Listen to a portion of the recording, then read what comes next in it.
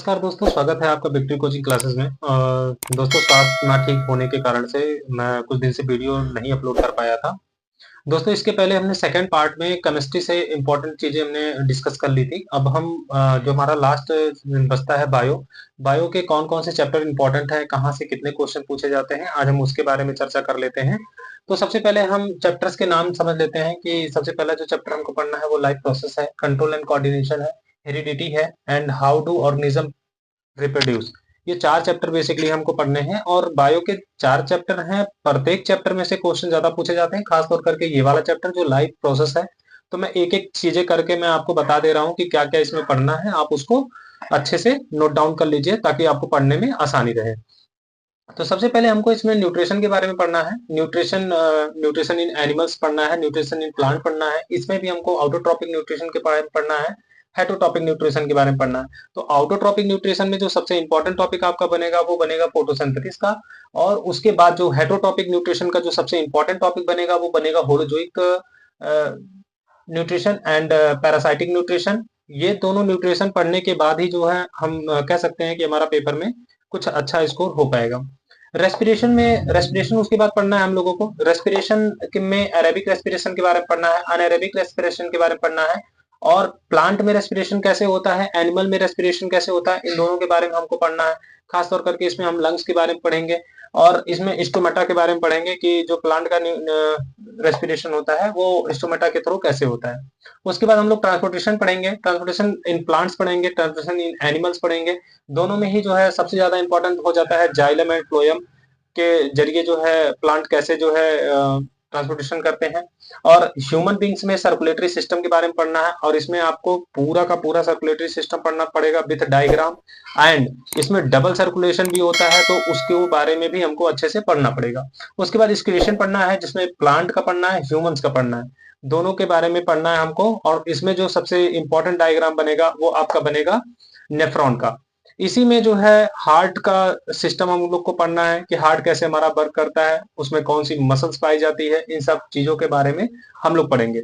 मैं जब next video लेकर के आऊंगा तो इस चैप्टर का पूरा एक्सप्लेनेशन दूंगा कि कौन कौन से टॉपिक बहुत ज्यादा इंपॉर्टेंट है, कौन कितने कितने टॉपिक्स आ सकते हैं, कौन से टॉपिक बहुत ज्यादा इंपॉर्टेंट है, इसके बारे में एक वीडियो हम लेकर के आएंगे।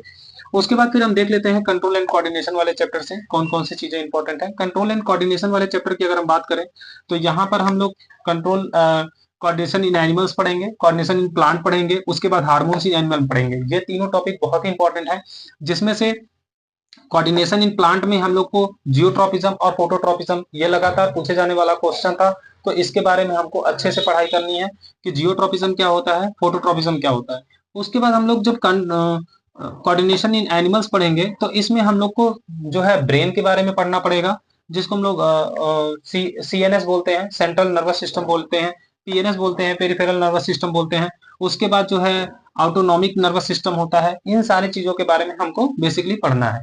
तो जब इसमें हम लोग पढ़ेंगे ब्रेन्स, CNS के बारे में पढ़ेंगे, PNS के बारे में पढ़ेंगे, ANS के बारे में पढ़ेंगे, उसमें स्पाइनल के बारे में पढ़ेंगे, ठीक है। तो जाकर के तब हमारे पूरे टॉपिक कंप्लीट होते हैं। उसके बाद हार्मोन्स इन एनिमल्स, तो एनिमल्स में कौन कौन सी ग्लैंड होती है, ग्लैंड्स के बारे में पढ़ना है, किस ग्लैंड से कौन सा हार्मोन्स क्रिएट होता है उसके बारे में पढ़ना है। उसमें हम लोग टेस्टिस के बारे में पढ़ेंगे, ओवरी के बारे में पढ़ेंगे, पेनक्रियास के बारे में पढ़ेंगे, हाइपोथैलेमस के बारे में पढ़ेंगे। ये सारे कुछ ग्लैंड्स हैं जिनसे जो है कुछ ना कुछ जो है हार्मोन्स क्रिएट होते हैं, तो उसके बारे में हमें अच्छे से पढ़ना है। उसके बाद हमारा जो चैप्टर आता है वो आता है हेरिडिटी का। हेरिडिटी में मेंडल का कंट्रीब्यूशन पढ़ना है, लॉ ऑफ इनहेरिटेंस पढ़ता है। मोस्ट इंपॉर्टेंट क्वेश्चन है इस चैप्टर के, जो बेसिकली आपसे पूछे ही जाते हैं। उसके बाद एक्वायर्ड ट्रेड्स के बारे में पढ़ना होगा हमको। सेक्स डिटर्मिनेशन भी बहुत ही इंपॉर्टेंट टॉपिक है इस चैप्टर का, तो सेक्स डिटर्मिनेशन से क्वेश्चन तो पूछे ही जाते हैं।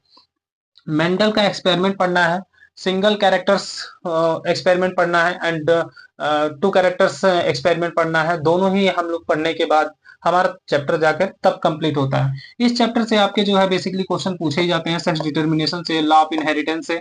ये चैप्टर बहुत ही इंपॉर्टेंट है। उसके बाद एक चैप्टर और बचता है, हाउ डू ऑर्गेनिज्म रिप्रोड्यूस।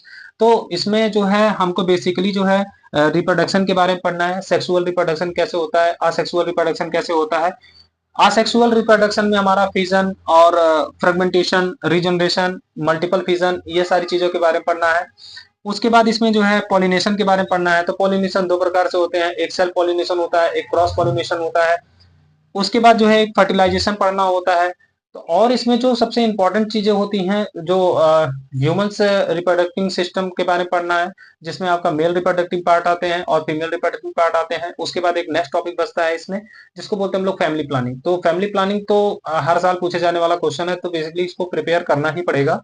और साथ में इस चैप्टर से डायग्राम भी पूछे जाते हैं आपको, जैसे हिबिस्कस के फ्लावर का जो है डायग्राम आपसे पूछ लिया जाएगा, एंजियोस्पर्मिक प्लांट जिसको बोलते हैं उनके बारे में पूछ लिया जाएगा।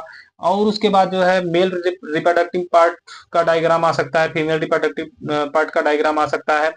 तो ये सारी चीजें आपको पढ़ना पड़ेगा। अब पेपर के पॉइंट ऑफ व्यू से अगर हम देखते हैं, तो हमारे पेपर के पॉइंट ऑफ व्यू से ये वाला चैप्टर बहुत ज्यादा इंपॉर्टेंट हो जाता है, हेरिडिटी वाला चैप्टर बहुत ज्यादा इंपॉर्टेंट हो जाता है।